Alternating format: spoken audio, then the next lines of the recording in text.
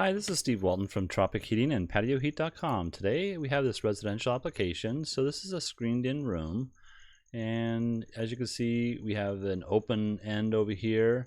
Well, it's open because of the fact that it's screened, and the only other thing that we have to kind of worry about is the lamp. I think the lamp that the customer actually has is a little bit larger than this, and as far as in diameter. TV set over here. And then of course we just have some seating over here and around the area like that. Actually there's a table over here I believe, but I left that out. So let's go ahead and look at the dimensions real quick.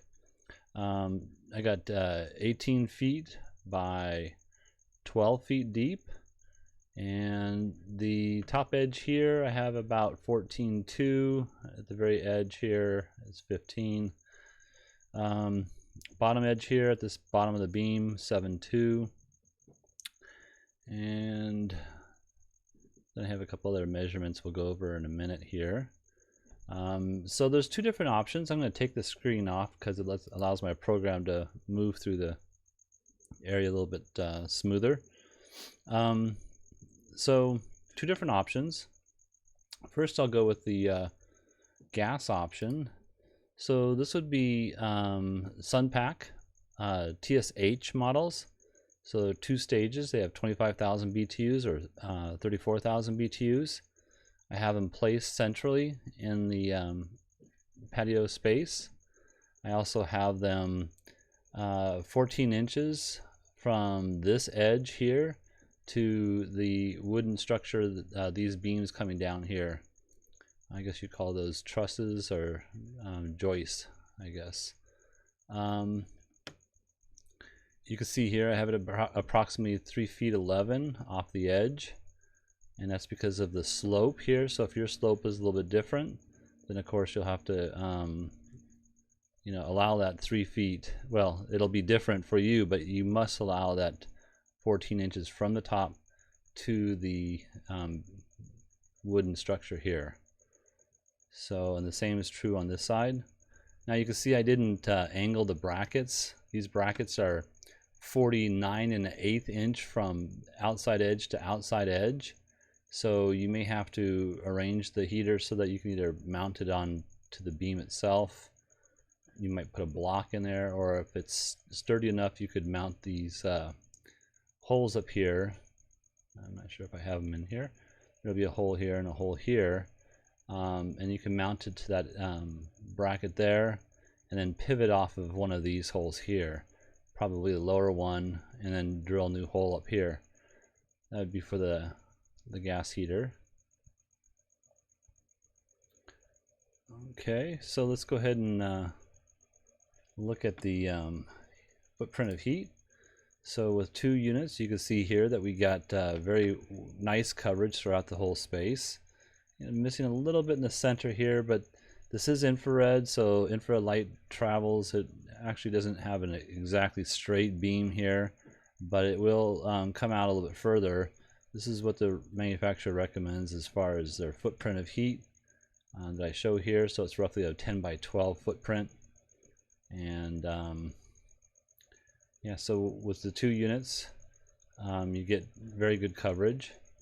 And then also, again, just speaking about the screen area here, with a screen, the exhaust is allowed to flow up and then come out and evacuate from the space without causing an issue with regards to collecting gases up there. So it'll ventilate just fine with that screen application. So let's turn that off again. I think that's all I want to talk about as far as the Sunpaks are concerned. You can see we're not penetrating into the TV sets or lights. Even if this was 3 times the diameter that I show here, we're still going to be fine. Okay, and let's go ahead and try the electric application. So here I have 2 I think these are 6,000 watt units. And you can see here from this edge, where is my edge? Here we go, 2 feet from this outside edge or inside edge of this beam over, and then up mounted against the top wooden beams here. Now these brackets may fit. I don't have the exact amount of beams that are coming across here in the spacing, but you have to look at the owner's manual for that distance from here to here to see how that could mount to the existing structure. You can see here with the clearances here.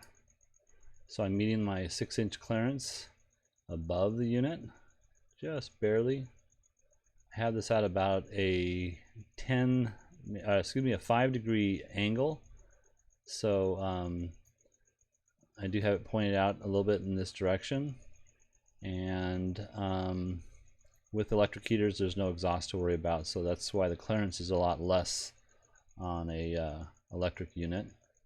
As far as the bottom clearance on this particular model, you can see I'm meeting that just barely as well.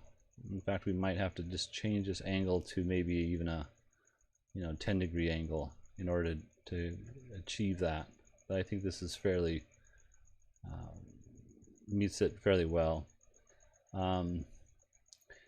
Truly with the I won't go into that right now. In any case, let's look at the ray, the footprint of ray. I did want to show the height, I guess. Over here I got this unit is going to be 8'9" off the floor, and the other unit itself would be 9 foot, I guess that's 3 or 9 foot, yeah, 9'2", let's call it. That'd be the Sunpak. So our footprint of heat is very similar. It's roughly about 11 foot by 10 foot footprint. And I do have this centered again along with the lamp here. So let me just turn off these clearances here. You could change this angle slightly so you get a little bit better coverage over here. Now on the Sunpaks, as you may have noticed, I had them closer into the center of the room. Let me just throw that on here real quick. I'm going to turn the ray off here and put the gas heaters back here. So yeah, you'll see that this is 3'11" to the edge. This is 2 foot to the edge. The reason why I want to keep this straight down, because once you change the angle of the heater, you increase that clearance, so it'll be 17 inches with any angle whatsoever. On the electric heaters, it's always 6 inches from the back all the way around. So that's why I have this pointed straight down, and I have it further out so that we can get that coverage that we're looking for. Let's just kind of give it a comparison here real quick. So you can see the comparison of these are the gas, and you get, like I said, a fairly decent coverage in the middle. And then if we go with the electric, put that on, you can see I've changed that angle so that we can get that coverage in the middle. So, and I'm not sure if I mentioned it, these are 6,000 watt units, so they're 240 volt, 25 amps a piece. So you need to bring some power out for that. And you could put these on a dimming system. The TSHs, again, have 2 different stages, but these are C models. The C models are pretty hot, and you probably want to dim them down at different times of the year. You'll notice there's 2 bulbs in there. You could put them on a duplex, so you can have, say, 1 bulb on here, 2 on over there, or 1 and 1, or just 1. So that'd be 3,000, 6,000 on each unit. Alright, so there you have it. If you're looking for some assistance with your outdoor heating application, feel free to give us a call. I'm Steve Walton from Tropic Heating and PatioHeat.com. And a thumbs up would be nice if you wouldn't mind, just to let us know that this helps you guys out there. And thank you very much. Have a great day.